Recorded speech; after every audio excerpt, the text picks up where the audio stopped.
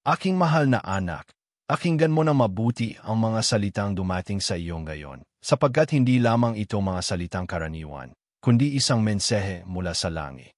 Isang pag-ibig na higit pa sa mga hangganan ng tao, ang malapit nang pumasok sa iyong buhay. Ang pag-ibig na ito, kasing liwanag ng araw na nagtataboy ng dilim, ay may kapangyarihang baguhin ang takbo ng iyong kapalaran. Maghanda ka, dahil ang mga bagay na iyong mararanasan ay lampas pa sa iyong pagkakaintindi. Isang bagay na mag-aalaga at maghuhubog ng iyong kwento sa isang paraang hindi mo akalaing mangyayari. Ang Diyos, sa kanyang walang hanggang awa, ay nakatingin sa iyo ng may malasakit at pag-aalaga. Alam niya ang pinakasikretong hangarin ng iyong puso, at na rin ang mga sakit na dala ng iyong kaluluwa. Alam niya ang mga laban na iyong kinaharap at ang bawat sandali ng panghihina. Ngunit alam din niya ang iyong lakas, ang mga tahimik mong pakikibaka na hindi nakikita ng iba. Ang pag-ibig na mayroon siya para sa iyo ay walang hanggan, hindi magbabago, at malapit nang mapakita sa iyong buhay sa isang makulay na paraan. Huwag mag-alala sa mga bagay na paparating, sapagkat binubuksan ng Panginoon ang mga pintuan na akala mo ay nakasara na magpakailanman. Inihahanda niya ang landas kung saan makikita mo ang kanyang mga kagilagilalas na biyaya na bumubuhos sa iyo. Ang mga bagay na akala mong imposibleng mangyari ay magaganap sa pamamagitan ng kapangyarihan ng Diyos. Binabago niya ang bawat hakbang na iyong tinatahak upang maging isang akto ng pananampalataya at pagtitiwala. Huwag matakot, sapagkat ang paglalakbay na nakalaan sa iyo ay pinagpala at ginagabayan ng mga banal na kamay. Ang pagbabagong magaganap sa iyong buhay ay hindi lamang panlabas, kundi pati na rin sa loob.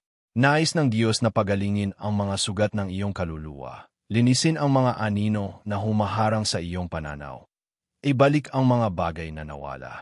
Ikaw na matagal nang nagdadala ng mga pasanin ay makakaranas ng bagong pasanin, magaan at malumanay, ipagkakaloob sa iyo ng Panginoon. Nais kanyang bigyan ng kapahingahan at kapayapaan, hindi na sa bigat ng paghihirap, kundi sa magaan na pag-ibig na walang hanggan. Ang Panginoon, sa kanyang walang kapantay na karunungan, ay nagsasabi sa iyo na ito na ang panahon ng iyong muling pagsilang. Ang pag-ibig na mayroon siya para sa iyo ay hindi nakadepende sa kung anong mga bagay na nagawa mo o hindi nagawa. Ang pag-ibig na ito ay libreng ibinibigay. Ito ang dahilan kung bakit narito ka sa oras na ito, nakikinig sa mga salitang ito. May layunin ang Diyos para sa iyong buhay, at ang layuning ito ay malapit nang mapakita sa isang maluwalhating paraan. Tandaan mong hindi nagkakamali ang Panginoon. Hindi niya nakakalimutan ang kanyang mga anak. Nakikita niya ang iyong puso, nakikita ang mga luha na iyong iniluluha sa mga lihim na sandali, at ina ang mga panalangin binibigkas mo ng walang mga salita.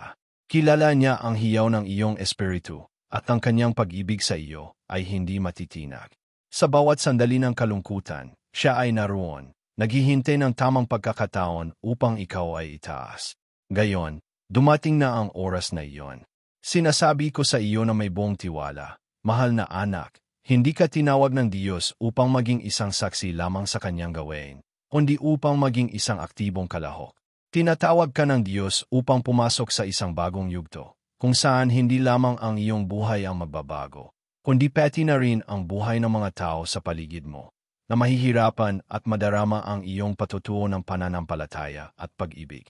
Gagamitin ka ng Panginoon sa isang makapangyarihang paraan, higit pa sa iyong inaasahan. Gayon na, kailangan mong buksan ang iyong puso upang matanggap ang mga biyaya na inihanda ng Diyos para sa iyo. Hindi siya magpipilit ng anumang bagay sa iyong buhay, ngunit nag-aalok siya ng isang kakaibang pagkakataon upang mabuhay sa isang paraang hindi mo inaasahan. Tinatawag ka upang magtiwala, magbigay ng kontrol, at maniwala na siya ay may kakayahang magbigay ng higit pa sa iyong mga hinihiling o iniisip. Sa mga sandaling ito, inaalis ng Diyos ang mga batong nagharang sa iyong landas. Nililinis niya ang dumi na nagpatong sa iyong kaluluwa. Binibigyan ka ng isang bagong pagkakataon upang mabuhay ng ganap. Ang mga bagay na inihanda ng Panginoon para sa iyo ay higit pa sa isang gantimpala. Ito ay isang regalong hindi mo kayang makamtan sa sarili mong kakayahan, ngunit kanyang ipagkakaloob ng libre. Mahal na anak, ikaw ay napakahalaga sa mga mata ng Diyos. Hindi ka niya nakikita bilang isang karaniwang tao, kundi bilang isang mahal na anak na itinawag upang mamuhay na may kaluwalhatian. Tinawag ka upang magningning, upang maging isang ilaw ng kanyang pag-ibig sa mundong ito. Huwag mong hayaan ang mga pagkakamali ng nakaraan ang magtakda ng iyong halaga. Ikaw ay isang bagong nilalang, isang babaeng binago ng kapangyarihan ng kanyang pag-ibig.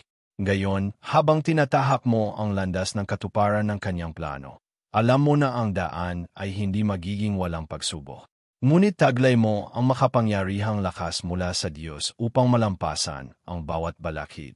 Ang pag-ibig ng Diyos sa iyong buhay ay matibay, at palagi kanyang sasamahan, anuman ang mangyari.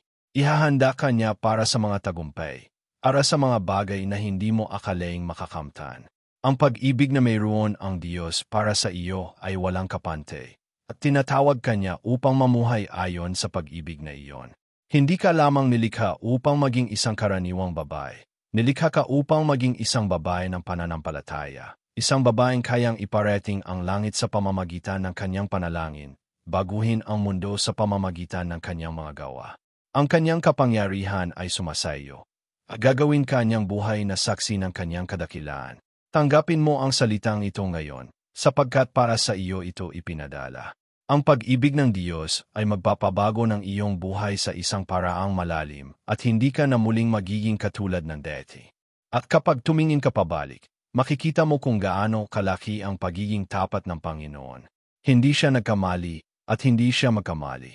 Dadalhin ka niya sa mga lugar ng karangalan, ang kaluwalhatian, at ikaw ay magiging isang refleksyon ng kanyang pag-ibig sa lahat ng tao sa paligid mo. Tumayo ka na may tapang, mahal na anak, sapagkat ang Panginoon ay kasama mo, at ang pagbabagong inihanda niya para sa iyo ay higit pa sa iyong inaasahan. Ang kanyang pag-ibig ay magbabago ng iyong kapalaran magpakailanman. Mahal kong anak, nagpapasalamat ako sa iyo dahil tinanggap mo ang mensaheng ito mula sa langit.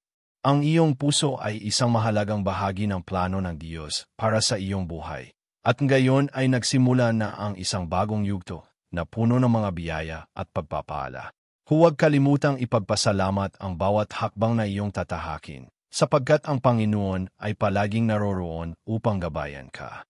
Ngayon, nais ko na kumpirmahin mo ang pagtanggap mo sa mensaheng ito sa pamamagitan ng pagpapahayag ng iyong pananampalataya. Ayake lahat essay kanya, nagpapalakas essay akin. Sa mga salitang ito, ipinalabas mo ang iyong tiwala sa Diyos at ang iyong dedikasyon sa Kanya. Kaya't patuloy niyang palalakasin ang iyong landas.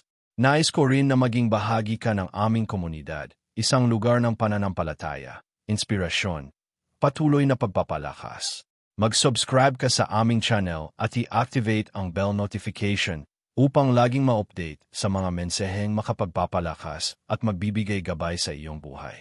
Ang iyong pagiging bahagi ng aming channel ay mahalaga, sapagkat magkasama tayong lalakad, katungo sa mas maganda, at mas makulay na bukas na inihanda ng Diyos para sa atin.